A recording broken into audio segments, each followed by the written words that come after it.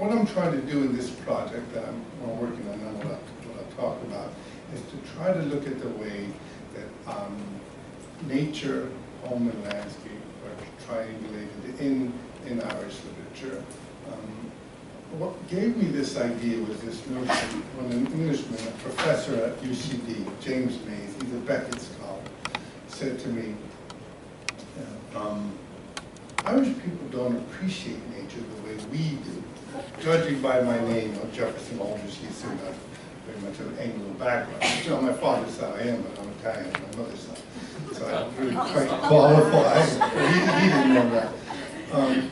So he said, they just don't. And I thought, well, that doesn't sound like, that doesn't make sense. Well, there is an element of truth to it in terms of country people, the way country people sometimes aren't terribly aware or don't care about the beauty of their scenery because they work the fields, there's the hardship of the land, sometimes it dominates.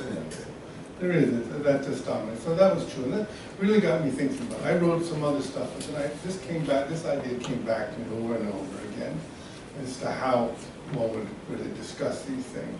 Another issue that's kind of been in my mind when I've been writing this is this notion of ecological writing and environmental, which I'm very interested in. But I kind of felt that in Ireland, the landscape aesthetics, the notion of the sublime and the beautiful landscape had really dominated the way Irish people looked at landscape, the way English as well. That's a maybe Western tradition up until the war, up until the environmental movement. And there's been a break, a significant break in Ireland, as Derek Mahan says.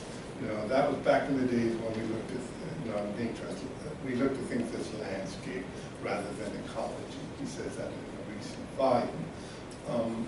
But I realized that I was more concerned in my thinking about this with this notion of the relationship between culture and nature, and not seeing them as one and the same, but seeing them as opposed.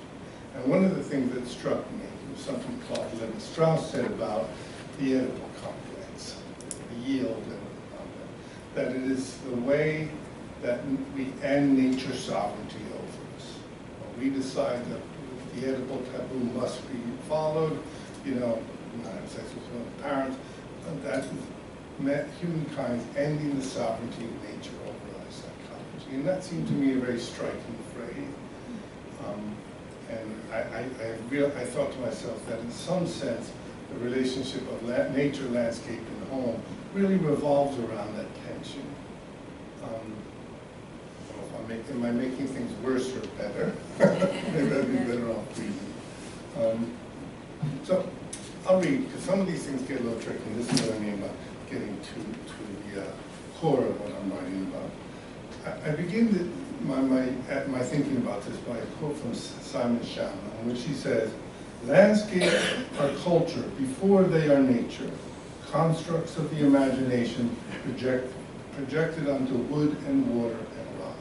But therefore there's nature, landscape, and home in some ways, as it moves between them." The title of his talk, Palimpsest of Conquest, Nature, Home and Landscape, comes from Roy Foster's artful delineation of the historical significance of the house of the colonizer, forever displaying its barbaric roots despite its claims to civilization.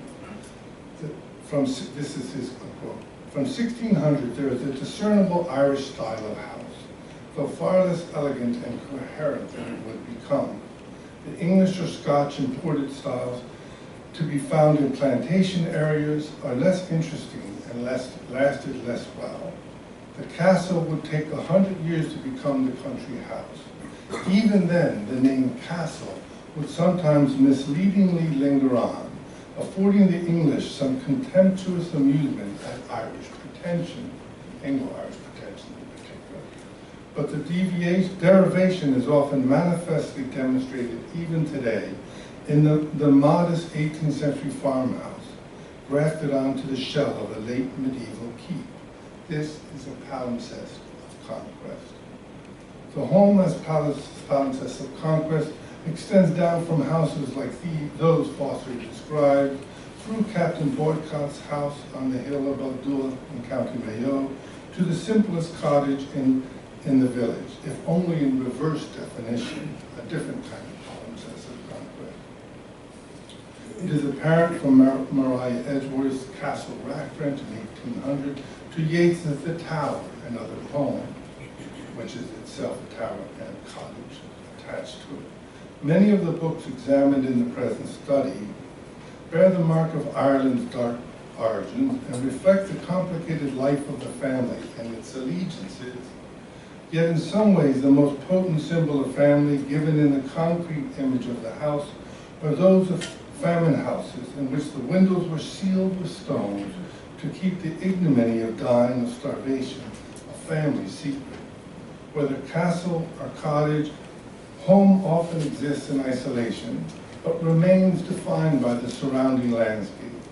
Whether the dark encroachments of nature around the big house or the bogs and wells that surround the cottages of the peasantry, the historical tension between these two types of homes continues to haunt the literature, as we see in Heaney's A Peacock's Feather, which you have in front of you, and his sonnet sequences, clearances, and even the poetry of his last volumes.